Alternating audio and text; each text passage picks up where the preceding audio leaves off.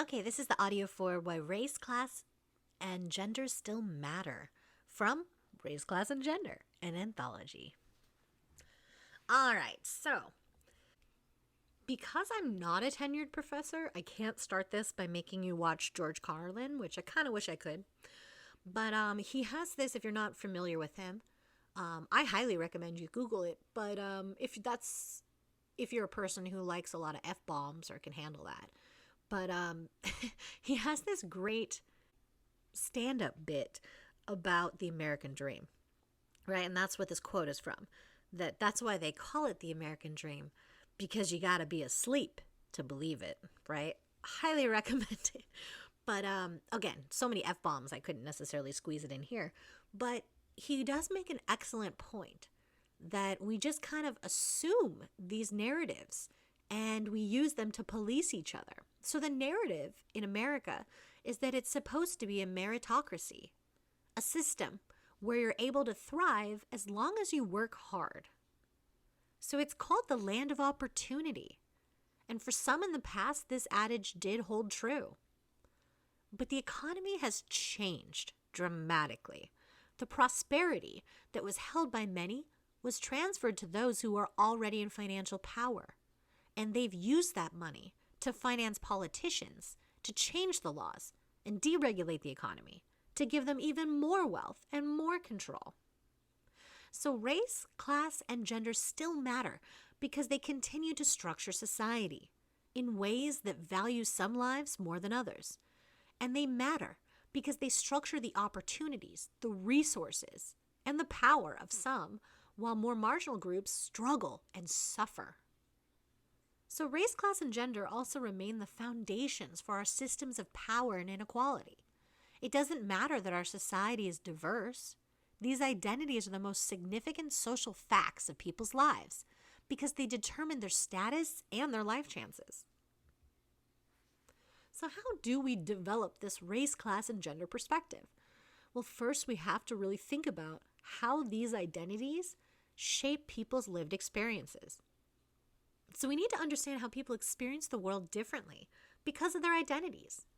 We have to see how the dominant culture stratifies society and gives more power and influence to some individuals and groups. So race, class, and gender also shape everyone's experience in this culture, right? Not just the people that have marginality, but also the people with privilege. It affects their identities too and their viewpoint about the world being a just, happy place. So exclusionary thought is important to challenge these systems. And there are real consequences to having distorted knowledge about the world, such as forming policy decisions for society with privileged thinking. So these policies then reproduce social problems instead of solving them. Also, knowledge gives us an orientation on the world, which frames how we behave and how we see and treat others. If what you know is wrong and based on exclusionary thought, you're likely to act in exclusionary ways that reproduce the racism, the anti-Semitism, the sexism, the classism, the oppression, and homophobia in society. So challenging privilege and challenging exclusionary thinking requires reconstructing what we know, so we have a way to challenge those unequal systems. Part of this is taking intersectional approach. Intersectionality is a way to understand the complicated nature of our multiple social identities. We don't experience these identities separately, though we tend to think of them as separate things. But you're not your race today and your gender tomorrow and your social class the next day. You're all of them at the same time. So the matrix of domination basically argues that multiple interlocking levels of domination stem from the societal configuration of race, class, and gender relations, as well as others. So this structural pattern affects individual consciousness. It also affects group interactions and group access to institutional power and privileges. Within the structural framework, we focus less on the similarities and differences among race, class, and gender than on the patterns of connection that join them. Because of the similarity of race, class, and gender in people's lives, the intersections of race, class, and gender can also be seen in individual stories and personal experiences. So studying interconnections among race, class, and gender within a context of structural power helps us understand how race, class, and gender are manifested differently, depending on their configuration with the others or depending on those intersections. So meaning Black men may be privileged as men, but they're not privileged by their race and often their social class, which complicates the basic understandings of privilege. White women are privileged by their race, but not by their gender, or maybe their social class. They might have disabilities. These other things affect or intersect that privilege. So the matrix of domination approach to race, class, and gender studies is historically grounded because these categories, race, class, and gender, are institutional systems that had a very special impact in the United States.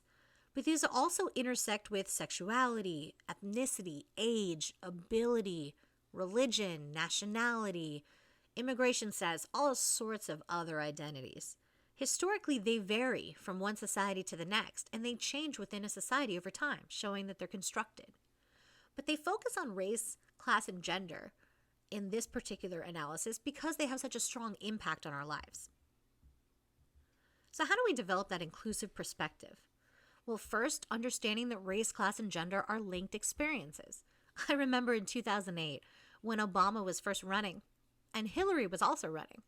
I did some research on it, which again is lodged in my brain now. Many in the media were trying to ask, what is worse, racism or sexism?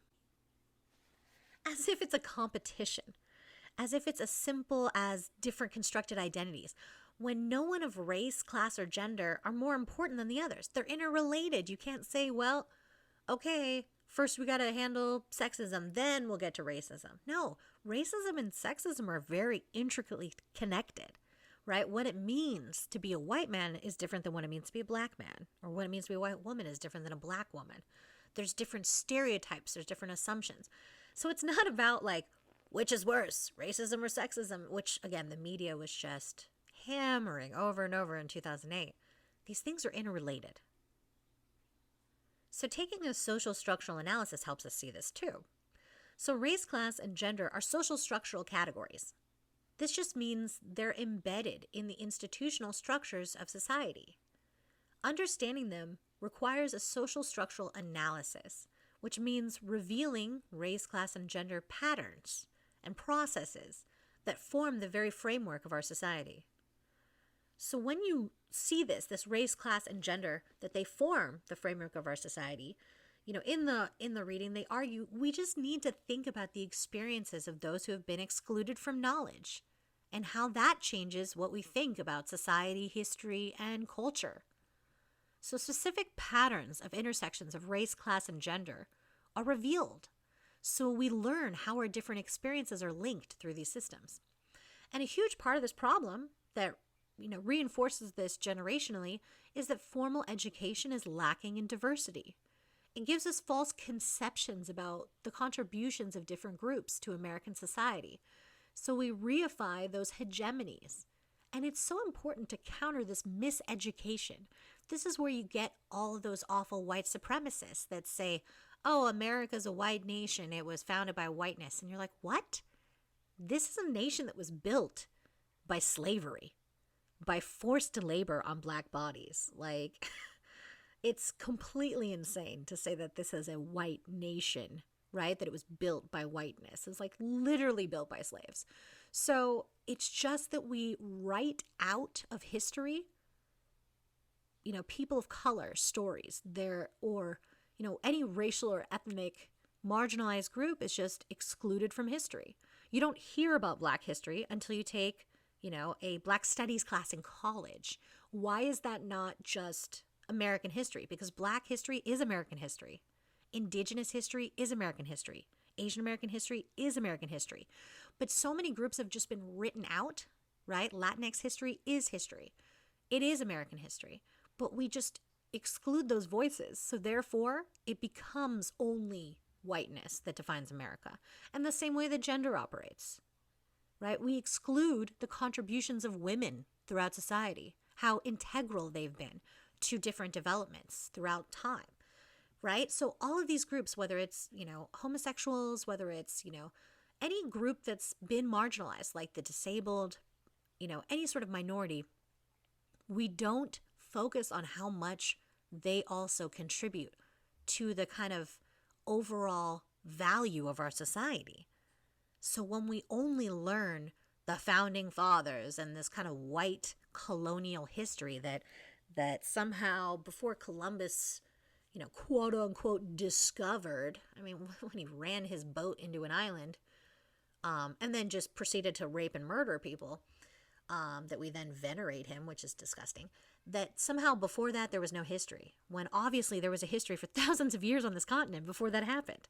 So we have to really re-examine whose story is told through these kind of histories and why that reifies inequality to the modern day.